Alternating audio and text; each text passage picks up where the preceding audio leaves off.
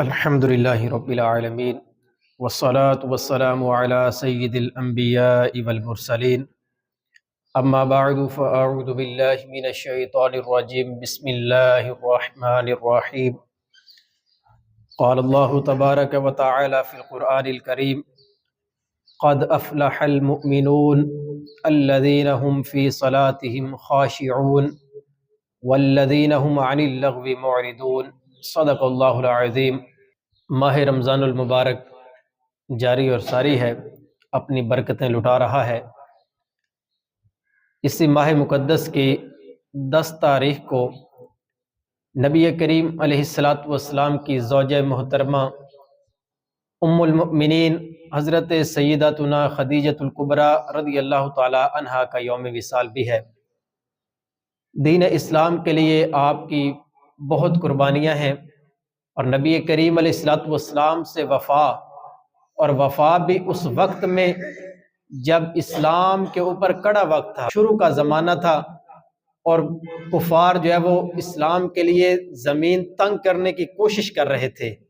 اس زمانے کے اندر حضرت خدیجۃ الکبریٰ رضی اللہ تعالی عنہا نے نبی کریم علیہ السلام کا ساتھ نبھایا، آپ کی ہر بات میں تصدیق کی، تو اللہ تبارک و تعالی نے ان کو کیسا مقام اور مرتبہ عطا فرمایا، سنیے گا۔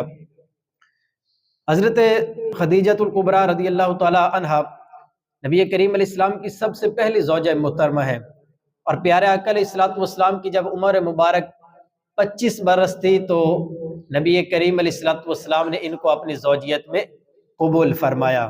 حضرت خدیجہ رضی اللہ تعالی عنہا وہ باعزت، حوصلے والی، با ہمت خاتون ہیں کہ اسلام لانے سے قبل بھی زمانے جاہلیت میں ہی آپ کو طاہرہ یعنی پاکیزہ خاتون اور سیدۃ قریش یعنی قریش کی سردار خاتون کے لقب سے پکارا جاتا تھا۔ اسلام لانے سے پہلے ہی زمانہ جاہلیت میں آپ کے یہ جو ہے وہ القابات مشہور تھے عرب کے اندر، پاکیزہ خاتون، عرب کی سردار، قریش کی سردار خاتون، یہ آپ کے لقب مشہور تھے۔ نبی کریم علیہ السلام کا مبارک ارشاد ہے، فرمایا ھذہ صدیقۃ امتی۔ حضرت خدیجہ کے متعلق نبی کریم علیہ السلام نے فرمایا کہ میری یہ زوجہ میری امت کی صدیقہ ہیں۔ یہ لقب نبی کریم علیہ السلام نے آپ کو عطا فرمایا۔ بخاری شریف کی حدیث پاک ہے، ایک روز حضرت جبرائیل علیہ السلام نبی کریم علیہ السلام کی بارگاہ میں حاضر ہوئے، عرض کی یا رسول اللہ صلی اللہ علیہ وسلم، یہ خدیجہ ہے، انہیں اللہ پاک کا سلام دیجئے اور میرا بھی سلام کہیے، اور انہیں یہ خوشخبری سنا دیں کہ جنت میں ان کے لیے موتیوں سے بنا ہوا گھر ہے، جس میں نہ کوئی شور ہے اور نہ کوئی تکلیف ہے۔ یہ اللہ تبارک و تعالی نے حضرت جبرائیل علیہ السلام کے ذریعے سے حضرت خدیجہ رضی اللہ تعالی عنہا کو خوشخبری سنائی تھی۔ یہ مقام اور یہ مرتبہ اللہ تبارک و تعالی نے آپ کو عطا فرمایا ہے، اور کیوں نہ ہو، ام المؤمنین ہے، اسلام کے لیے قربانیاں دی ہیں، اپنا مال، اپنا جو ہے وہ سب کچھ اسلام کے لیے قربان کیا، تو اللہ تبارک و تعالیٰ نے یہ شانیں آپ کو عطا فرمائی۔ نبوت کے 10ویں سال 10 رمضان المبارک کو آپ کا وصال ہوا، اور جنت المعلا کے اندر جو ہے وہ آپ کا مزار مبارک بنا، آپ کو وہاں پر دفن کیا گیا۔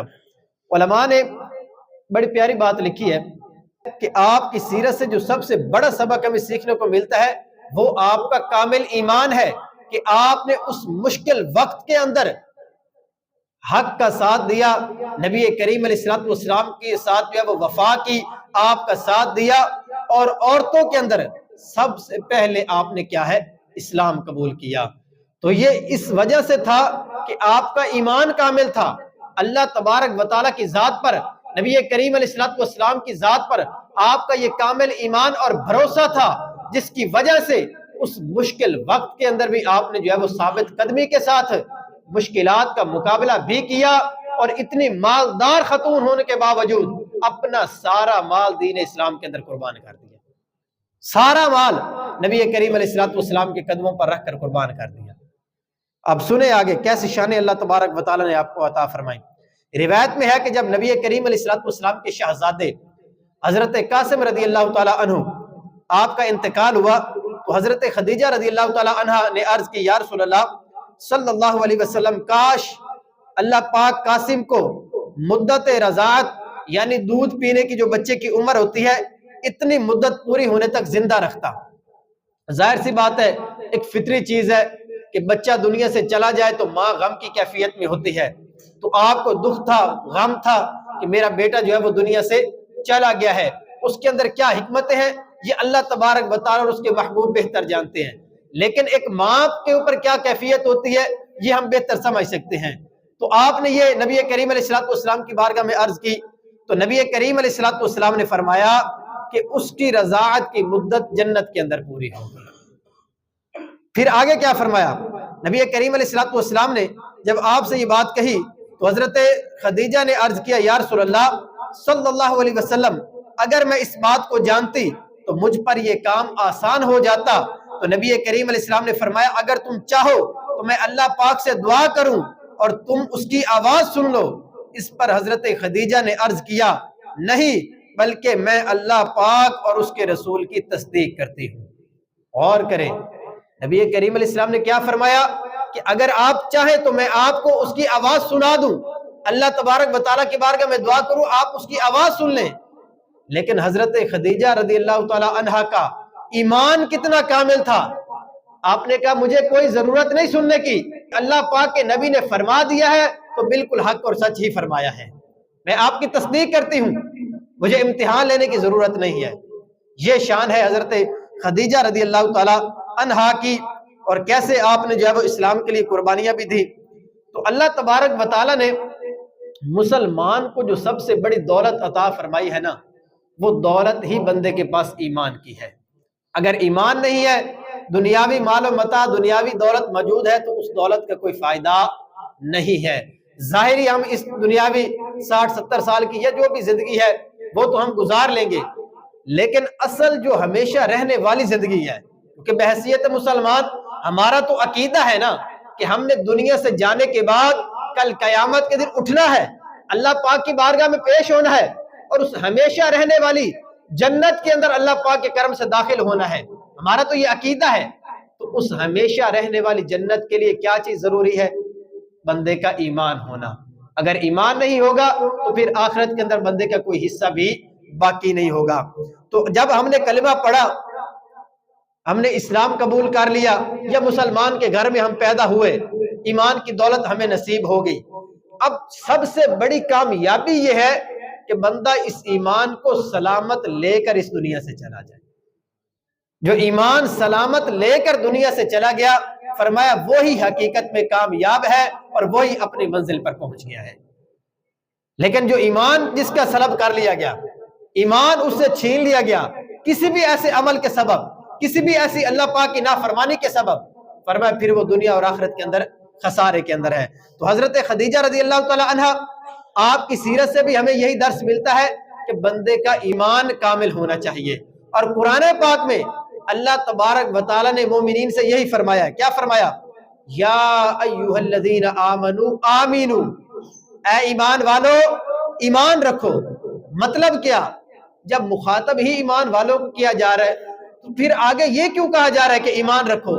تو مفسرین نے فرمایا کہ اس کا مطلب یہ ہے کہ اے ایمان والو کامل ایمان کے ساتھ اپنے آپ کو اس دنیا میں قائم رکھو، اللہ تبارک و تعالیٰ پر جیسا یقین اور بھروسہ رکھنے کا حق ہے ویسا یقین رکھ کے اس دنیا سے جاؤ تو اللہ تبارک و تعالیٰ کی رحمت سے تمہیں جنت کا داخلہ نصیب ہو جائے گا۔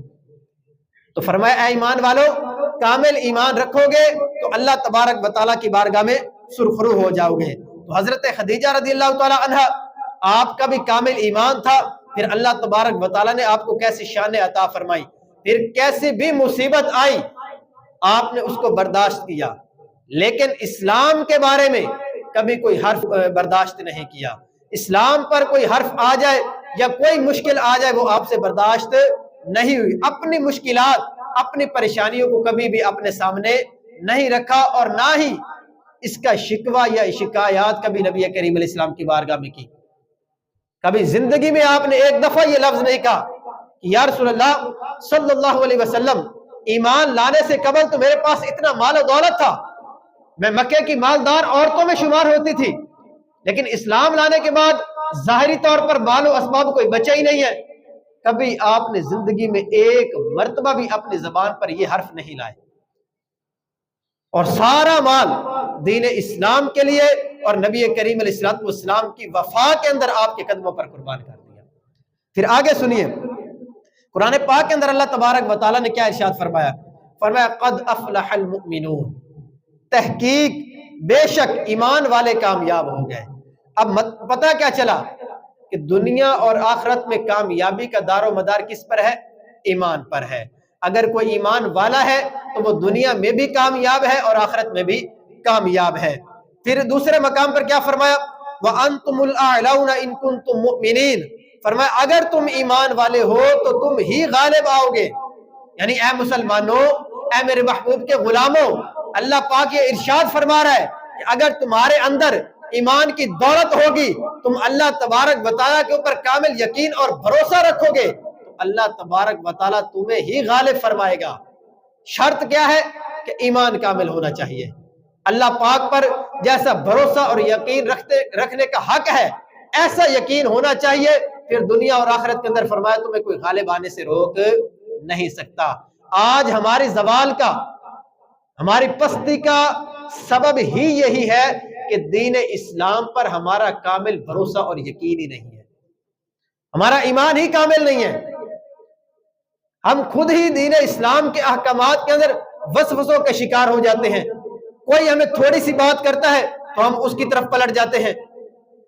مسلمان کی شان یہ ہے کہ اس کے دل کے اندر ایمان ایسے مضبوط ہونا چاہیے کہ فرمایا ایمان سے پھر کر کفر کی طرف جانے کو ایسے ناپسند کرے جیسے اپنے آپ کو آگ میں ڈالنے کو ناپسند کرتا ہے. کوئی یہ نہیں چاہتا کہ میں آگ کے اندر کود جاؤں. کوئی پسند کرے گا اپنے آپ کو زندہ جلا دے؟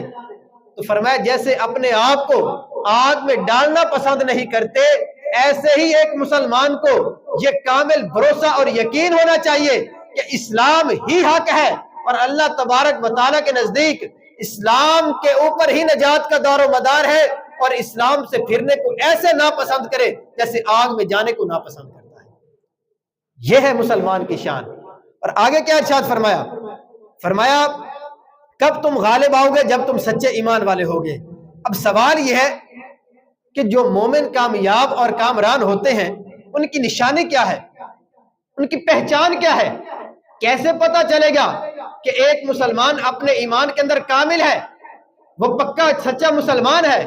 تو آگے ہی آیت میں اللہ تبارک و تعالیٰ نے فرمایا الذین هم فی صلاتهم خاشعون، فرمایا جو اپنی نماز میں خشوع و خضوع کرنے والے ہیں، جو خشوع و خضوع کے ساتھ اللہ تبارک و تعالیٰ کی محبت میں اس کی رضا حاصل کرنے کے لیے اچھے طریقے سے نماز ادا کرتے ہیں، وہی سچے مسلمان اور وہی کامل ایمان والے ہیں. یہ ہے ایمان والوں کی نشانی. آج ہم اپنی نمازوں پر غور کریں، اپنی نمازوں کا جائزہ لیں کہ ہم کیسے نماز ادا کرتے ہیں. ہمارا عالم تو یہ ہے کہ جیسے تیسے آئے بھاگتے بھاگتے وضو کیا اور ویسے ہی وضو کے قطرے مسجد میں گراتے ہوئے آ رہے ہیں، آستینیں آدھی کلائی تک چڑھی ہوئی ہیں، اور ویسے ہی جلدی جلدی نماز شروع کی. نہ رکوع اچھے طریقے سے ادا کیا، نہ سجدے اچھے طریقے سے ادا کیے، نہ قرات اچھے طریقے سے کی. بس ایک ہی صورت ہمیں آتی ہے، سورہ اخلاص، جلدی جلدی وہ پڑھی اور فوراً نماز کے اندر جو کام یاد آئے تھے ان کو کرنے کے لیے بھاگ پڑے. آج ہماری نمازوں کا تو عالم یہ ہے نا، یہ حال ہے. لیکن اللہ تبارک و تعالیٰ نے قرآن کریم کے اندر کامل ایمان والے مسلمان کی اور سچے مسلمان کی نشانی کیا بیان فرمائی؟ الذین هم فی صلاتهم خاشعون، جو خشوع خضوع کے ساتھ کامل طریقے سے اچھے طریقے سے نماز ادا کرنے والے ہیں. نبی کریم علیہ الصلوۃ والسلام کا مبارک ارشاد ہے، فرمایا کہ سب سے بدترین چور وہ ہے جو نماز کا چور ہوتا ہے.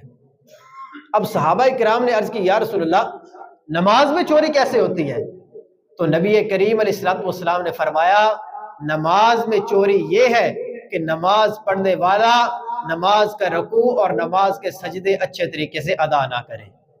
آج ہم ایسا ہی تو کرتے ہیں، رکوع میں گئے فوراً بھاگ کے اوپر کھڑے ہوئے، سیدھا کھڑے بھی نہیں ہوئے اور فوراً سجدے میں چلے گئے، حالانکہ رکوع سے کھڑا ہونے کے بعد ایک مرتبہ سبحان اللہ کہنے کی مقدار سیدھا کھڑا ہونا یہ واجب ہے.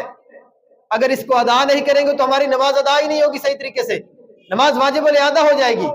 پھر اسی طرح ایک سجدہ کیا، بھاگم بھاگ تھوڑا سا اوپر ہوئے فوراً دوسرے سجدے میں چلے گئے، کمری سیدھی نہیں کی. حالانکہ ایک سجدے سے اٹھنے کے بعد بالکل سیدھا ایک مرتبہ سبحان اللہ کہنے کی مقدار بیٹھنا یہ بھی واجب ہے، لیکن ہماری اس طرف توجہ نہیں ہوتی. رکوع سے تھوڑا اوپر ہوئے سجدے میں، سجدے سے تھوڑا اوپر ہوئے دوسرے سجدے میں، نمازیں ہماری یوں ادا ہو رہی ہیں. تو پھر بتائیں جو کامل ایمان والوں کی نشانی بیان کی گئی ہے، اگر ہم اسی پر عمل نہیں کریں گے تو ایمان ہمارے اندر کیسے کامل ہوگا، ایمان کیسے پختہ ہوگا؟ ہم اگر اپنی نماز میں کھڑے ہو کر اپنے کاروبار کا حساب کتاب کرتے رہیں گے، اپنے دنیاوی کام کاج کے بارے میں سوچتے رہیں گے، تو پھر وہ نماز کی روحانیت ہمیں کیسے نصیب ہوگی؟ ایسے نمازیوں کے متعلق تو حدیث پاک میں وعید بیان کی گئی ہے. اب سنیے، حضرت عائشہ صدیقہ رضی اللہ تعالی عنہ فرماتی ہیں نبی کریم علیہ الصلوۃ والسلام ہم سے اور ہم آپ سے گفتگو کر رہے ہوتے، لیکن جب نماز کا وقت ہوتا تو ہم ایسے ہو جاتے گویا آپ ہمیں نہیں پہچانتے اور ہم آپ کو نہیں پہچانتے.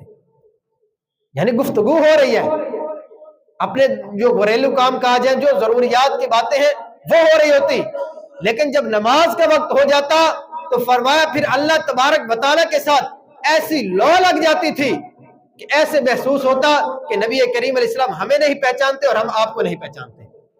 پھر یہ عالم ہو جاتا تھا. آگے سنیے، حضرت عمر فاروق رضی اللہ تعالی عنہ نماز میں ایسے کھڑے ہوتے گویا ایک میخ ہے جو زمین کے اندر گاڑ دی گئی ہے، بالکل ساکن ہو کر خشوع خضوع کے ساتھ اللہ تبارک و تعالیٰ کی بارگاہ کا تصور باندھ کے کہ میں اللہ پاک کی بارگاہ میں حاضر ہوں، یہ تصور باندھ کے آپ نماز ادا کرتے. پھر آگے سنیے، صحابہ کرام بعض کا تو ایسا عمل تھا کہ جب رکوع میں جاتے تو روایتوں میں لکھا گیا ہے کہ ایسے پرسکون ہو جاتے کہ ان پر آ کر چڑیاں اور پرندے بیٹھ جاتے، ایسے محسوس ہوتا جیسے کوئی بے جان چیز پڑی ہوئی ہے، بالکل حرکت ہی نہیں کرتے. کیوں؟ کہ انہیں پتا تھا کہ ہم اپنے رب کی بارگاہ میں حاضر ہیں. آج اگر ہم کسی دنیاوی منصب والے بندے کے پاس چلے جائیں نا، کوئی M P A M N A ہو، کوئی اور بڑے عہدے پر ہو، تو ہم کپڑے بھی سمیٹ کر بیٹھ رہے ہوتے ہیں، یار یہ بڑے آدمی کے پاس بیٹھا ہوں، کوئی اس کی بے ادبی نہ ہو جائے، یہ برا نہ محسوس کر جائے، غصہ نہ کر جائے کہ تجھے تو بیٹھنے کے ادب کا ہی نہیں پتا. لیکن غور کرے، یہ دنیاوی منصب تو چند دن کا ہے نا، قبر میں جانا ہے تو سارے منصب برابر ہو جانے ہیں. اس رب کی بارگاہ میں کھڑے ہونے کا کتنا لحاظ کرنا چاہیے جس نے ان سارے منصب والوں کو پیدا کیا ہے، جس نے ان سب کو منصب عطا کیے ہیں. اس کی بارگاہ میں پھر کیسے خشوع خضوع کے ساتھ اور کیسے اچھے طریقے سے میں کھڑا ہونا چاہیے، یہ اندازہ ہم خود ہی لگا سکتے ہیں. تو اس لیے اور بھی بہت ساری باتیں ہو سکتی ہیں، بہت سارے موضوعات پر بیان ہو سکتے ہیں، لیکن ان موضوعات پر بیان کرنے کا مقصد یہی ہے کہ ہم عمل سے بہت دور ہو چکے ہیں. ہم اور کوئی موضوع سنیں گے، واہ واہ کریں گے، سبحان اللہ کہیں گے، چلے جائیں گے. کوئی بات پوچھے گا بھائی کیا بیان ہوا، بس اچھا بیان ہوا، پتہ نہیں بیان کیا ہوا ہے. ان موضوعات کو بیان کرنے کا مقصد یہی ہے کہ ہم عمل سے دور ہو چکے ہیں. ہماری کردار سازی جو ہونی تھی ہم نے اس طرح کی چیزیں سننا ہی چھوڑ دی ہیں، ہم نے وہ روایات ہی کبھی نہیں سنی. ہم تو چاہتے ہیں بس ایسا بیان ہو کہ ہم واہ واہ کریں اور چپ کر کے گھر چلے جائیں. اور ہماری زوال کا سبب کیا ہے کہ ہم اپنی عملی زندگی سے دور ہو چکے ہیں. جو ایک مسلمان کی شان تھی وہ کیا تھا کہ وہ دین اسلام پر اچھے طریقے سے عمل کرے، اور اسی عمل کی وجہ سے اللہ تبارک و تعالیٰ نے کفار کے دل میں مسلمانوں کا رعب اور دبدبہ پیدا کیا تھا. اور جیسے جیسے ہم اس عمل سے، اس اپنی عملی زندگی سے اور اسلام سے دور ہو گئے، اللہ تبارک و تعالیٰ نے کفار کے دلوں سے وہ رعب اور دبدبہ ہی ختم کر دیا ہے. وہ اب آرام سے اٹھتے ہیں، کسی بھی ملک پر حملہ کر دیتے ہیں، انہیں پتا ہوتا ہے کہ یہ ایسے ہے ہی نہیں کہ کسی کا جب وہ درد انہیں محسوس ہوگا. تو اصل مقصد کیا ہے کہ ہم اپنی عملی زندگی سے دور ہو چکے ہیں. نبی کریم علیہ الصلوۃ والسلام کا مبارک ارشاد سنیے، فرمایا جو نمازیں اپنے وقت میں ادا کرے اور نماز کے لیے اچھے طریقے سے وضو کرے اور اس کے قیام، خشوع اور رکوع اور سجود یعنی سجدے پورے ادا کرے، تو اس کی نماز سفید اور روشن ہو کر یہ کہتی ہوئی نکلتی ہے کہ اللہ پاک تیری حفاظت فرمائے جس طرح تو نے میری حفاظت کی۔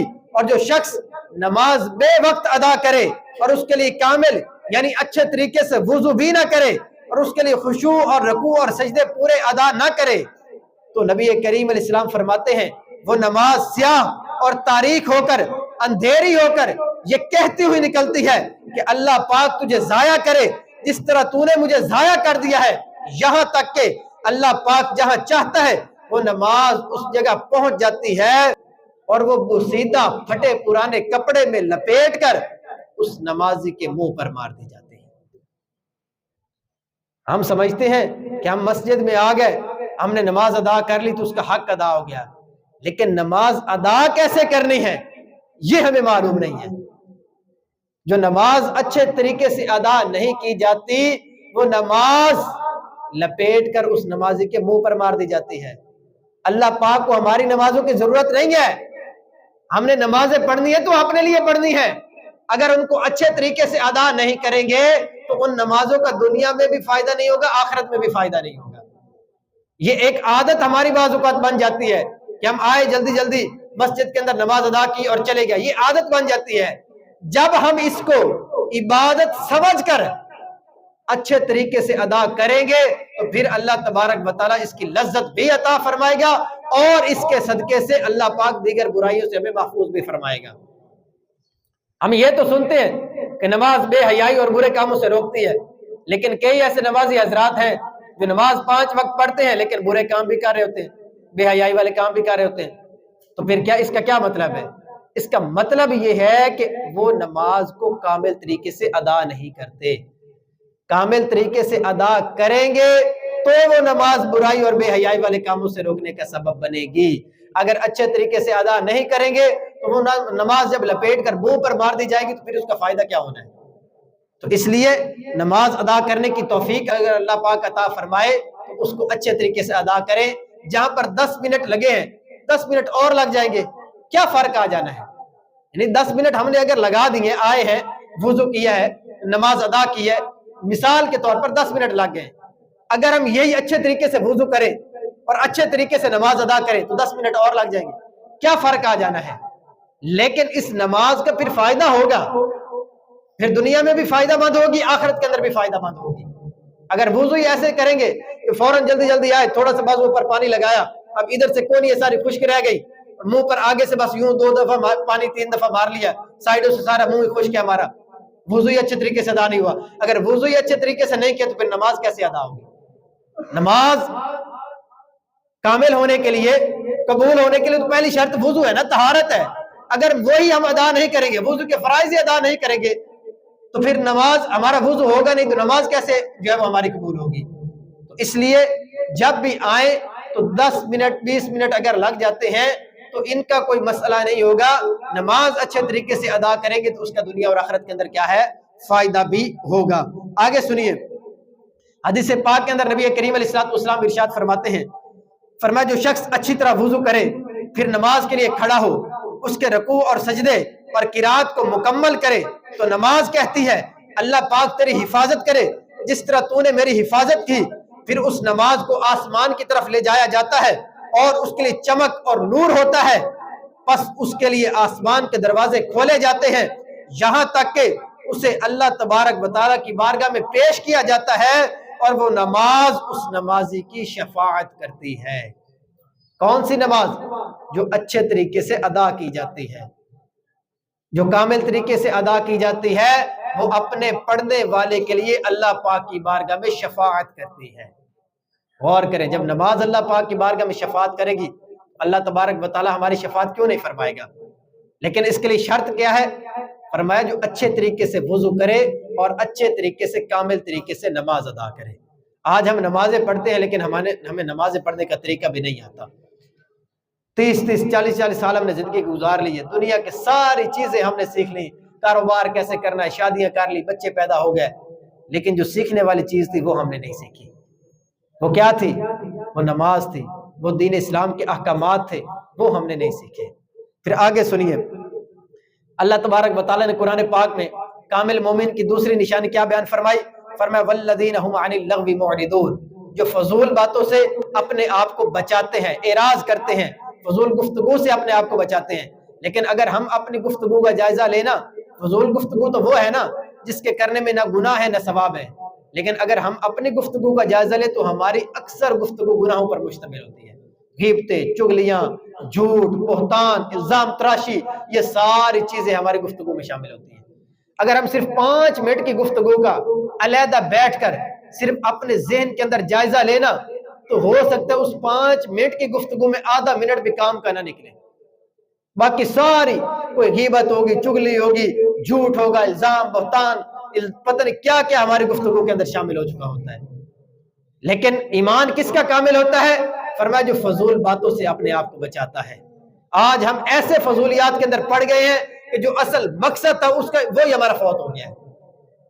ہم نے اپنی زندگی کے اندر نئے نئے روایات، نئے نئے رسم و رواج ایجاد کر لیے اور ان کو اپنے اوپر ایسے لازم اور ضروری کر لیا ہے کہ اگر نہ کرے تو گھروں کے اندر جو ہے پتہ نہیں کیا کیا وبال کھڑا ہو جاتا ہے۔ یہ برتھ ڈے منائی جا رہی ہے، یہ اینیورسری منائی جا رہی ہے، یہ پتہ نہیں کیا کیا ہم نے اپنے اوپر جو ہے وہ بلا وجہ ہی لازم کر لیا ہے اور اپنی ہی مشکلات میں اضافہ کیا۔ پھر لوگ شکوے کرتے ہیں یار آمدنی پوری نہیں ہوتی۔ جب ہم اتنے فضول طرح کے کاموں میں اپنے آپ کو مشغول کر دیں گے اور اتنی فضول باتیں اور فضول کام اپنے اوپر لازم کر لیں گے پھر آمدنی کیسے پوری ہوگی؟ مسلمان کی شان کیا ہے؟ کامل ایمان کس کا ہوتا ہے؟ فرمایا جو فضول باتوں سے اپنے آپ کو بچاتا ہے، فضول کاموں سے اپنے آپ کو بچاتا ہے۔ ایک مرتبہ حضرت معاویہ بن خدیج رضی اللہ تعالیٰ عنہ حضرت عمر فاروق رضی اللہ تعالیٰ عنہ کی بارگاہ میں حاضر ہوئے تو آپ مسجد نبوی کے اندر لیٹے ہوئے تھے، تو انہوں نے دور سے دیکھ کر کہا کہ امیر المومنین سو رہے ہیں۔ حضرت عمر فاروق رضی اللہ تعالیٰ عنہ نے سنا تو فوراً اٹھ گئے، پوچھا ہے معاویہ کیا کہہ رہے تھے؟ عرض کی امیر المومنین میں نے تو یہی کہا کہ امیر المومنین سو رہے ہیں۔ تو حضرت عمر فاروق رضی اللہ تعالیٰ عنہ فرمایا کہ اگر میں دن کو سو جاؤں تو رعایا برباد ہو جائے گی اور اگر رات کو سو جاؤں تو اپنے آپ کو برباد کر لوں گا۔ فرمایا جب یہ صورتحال ہے تو میں کیسے سو سکتا ہوں؟ حضرت عمر فاروق رضی اللہ تعالیٰ عنہ خلیفہ وقت ہیں، صرف مسجد کے اندر کمر سیدھی کرنے کے لیے لیٹے ہیں۔ ایک بندے نے کہا امیر المومنین سو رہے ہیں۔ فرمایا جس کے اوپر اپنی رعایا کی اتنی ذمہ داریاں ہیں اور اپنے نفس کی اتنی ذمہ داریاں ہیں وہ دن اور رات کے اندر کیسے اچھے طریقے سے سو سکتا ہے؟ یہ ہے ہمارے بزرگان دین، یہ ہے کامل ایمان والے، یہ ہے ہماری آئیڈیل شخصیات جن کو ہم نے فالو کر کے ان کی سیرت پر عمل کر کے اپنی زندگی گزارنی تھی، لیکن ہم جو ہے وہ بہت دور چلے گئے ہیں۔ تو بقا کس کے اندر ہے؟ عافیت کس کے اندر ہے؟ کہ دین اسلام کی طرف واپس پلٹے اور جو احکامات اللہ تبارک و تعالیٰ نے قرآن پاک میں ارشاد فرمائے اپنے محبوب علیہ السلام کے ذریعے ہم تک پہنچائے، ان پر اچھے طریقے سے کیا ہے عمل کرے۔ پچھلے جمعے بھی عرض کیا تھا، اس دفعہ پھر یاد دہانی کروا دیتے ہیں کہ انشاءاللہ آخری 10 دن کا اعتکاف ہونا ہے۔ آپ احباب کوشش کر کے اپنے آپ کو تیار کریں، وہ مصروفیت ہے اس سے فراغت حاصل کریں اور لازمی اعتکاف میں بیٹھیں۔ یہ موقع زندگی میں بار بار میسر نہیں آتا کیونکہ زندگی کا تو کسی کو پتہ نہیں کہ اگلے سال رمضان آئے گا ہمارے پاس یا نہیں آئے گا، ہم رمضان میں موجود ہوں گے یا نہیں۔ تو اس لیے لازمی اعتکاف کریں اور جتنا ہو سکتا ہے اللہ تبارک و تعالیٰ کو راضی کرنے کی کوشش کریں۔ اللہ پاک ہمیں عمل کرنے کی توفیق عطا فرمائے۔